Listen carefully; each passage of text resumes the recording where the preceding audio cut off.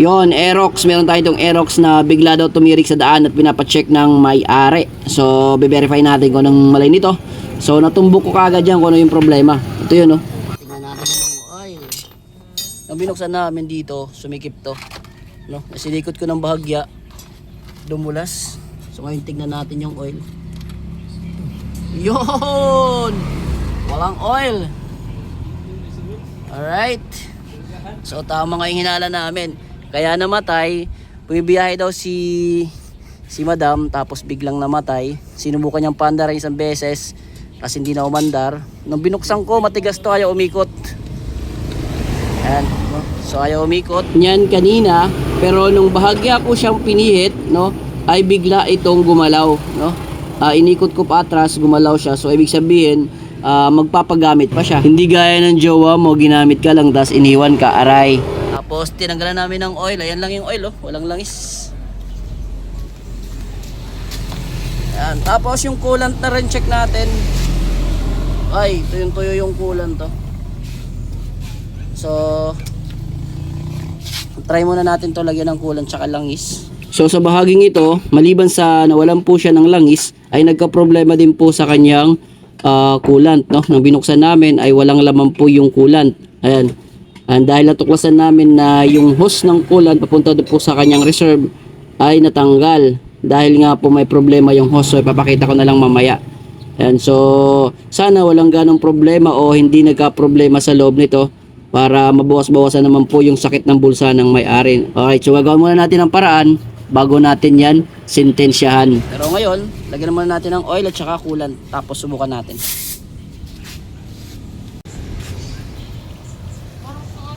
Morso? Ano na yan? May... Yon, tinanong natin yung may-ari at ang sabi last March pa daw siya nag-change oil. So ano na ngayon, June na. At laging ginagamit siguro to kasi kita naman natin na madumi. So ginagamit siguro to lagi sa mga patron. Aerox, aray ko.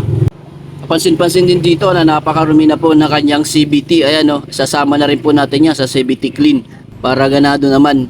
Kung diri ka kung mag-change oil, mami-check la dit guide, adi man. And kuan, adi. Kung diri ka nagalang kapag change oil, kinanglanit oil peramente ani din. Isasak mo yan, tapos igisara mo. Tapos tanggal mo motor. Kinanglan mahulos siya out of didi. Kaya pag diri may mahulos nga do. O may problema na iya. Titirikan ka. Parang kanina.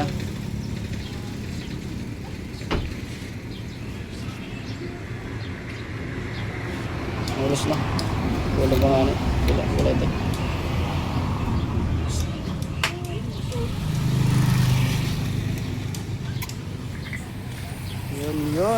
Yun eh. Aerox tumirik sa daan.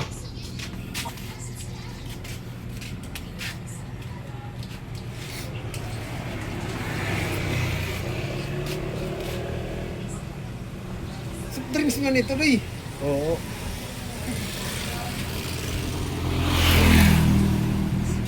Malugdang yan. May dinitiya stock. Kulang ito. Kung ini? Kung kulang. Yan istakan. Atobos. Kulang iya.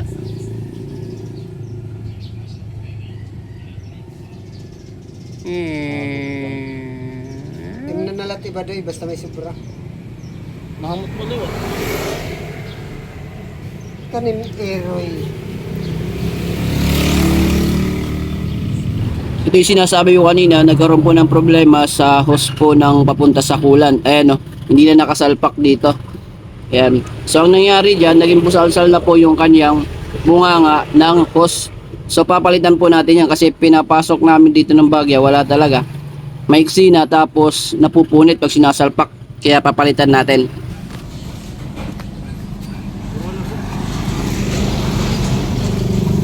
Ma'am, liwanan na diya, ma'am, na imus. Oo. Natinit kuhan ka ng kulan. Ano ba ito yan? Liwanan. Kaya pag-aandar nila, kaladkad mananingad. Ano ba ito? Diyan na makukuha. Liliwanan ta. Nada ka manada.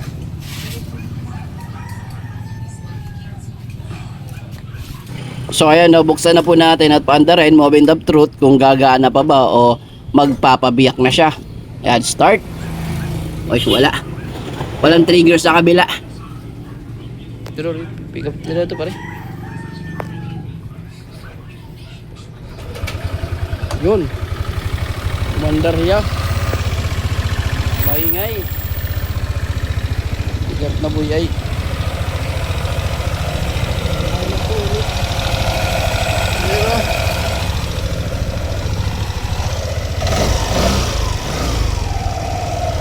Pare masuk. Wow. Okay pa hiya. Kaligtas siya. Oh.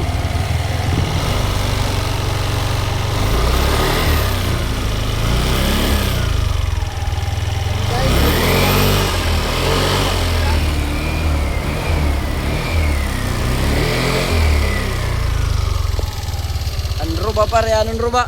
Kwarta! Ano ka? Ay na nga ako naging pupuntahan. Oh, marami na. Eh, nagpalit po tayo ng hose. Kanyang coolant kasi busal-sal na yung bunganga. Eh, parang yung kamay ko nabusal-sal. Aray.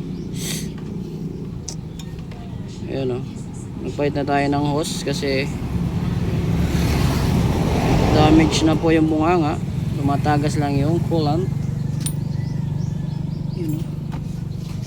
Tapos pupunuin natin hanggang sa level yung stock ng coolant. Wala ng laman, no?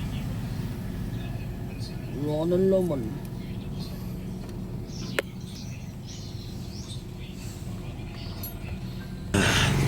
Sabay CVT clean na rin natin to. Ang dumi. Aray ko. Palit. Oo.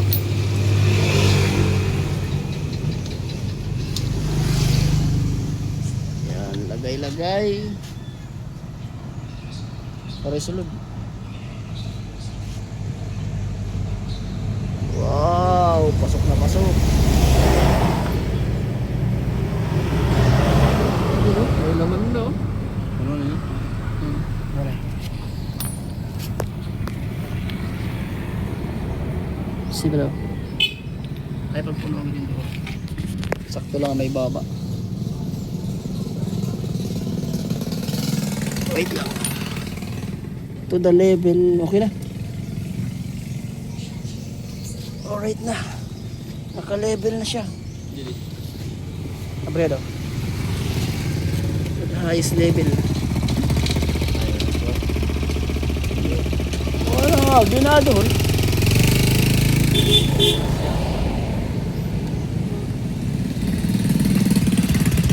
Yun, punuin na rin natin to rito.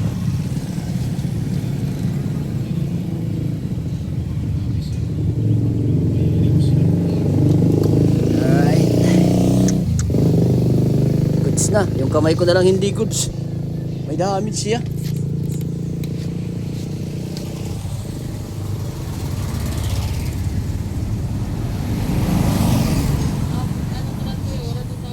So yun mga idol, at naresolbahan natin yung problema ng motor ni Tropa kung bakit ito tumirik sa daan. Nawala ng langis at saka ng coolant. Alright.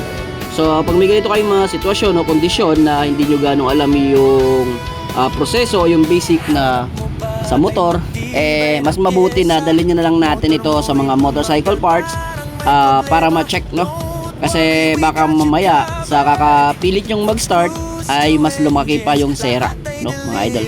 Alright, so dito lang muna yung video natin. Maraming salamat sa mga nagabang ng ating video, at pasensya na kung hindi tayo nakapag-post dahil maraming patron. Alright. Okay, so dito lang muna yung video natin. Bye-bye! Service namin ay wow. Papa Chati, V-Motor Parts. Di ka magsasettle for less.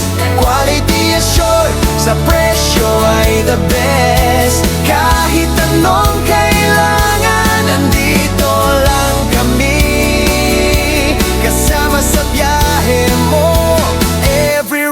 guarantee.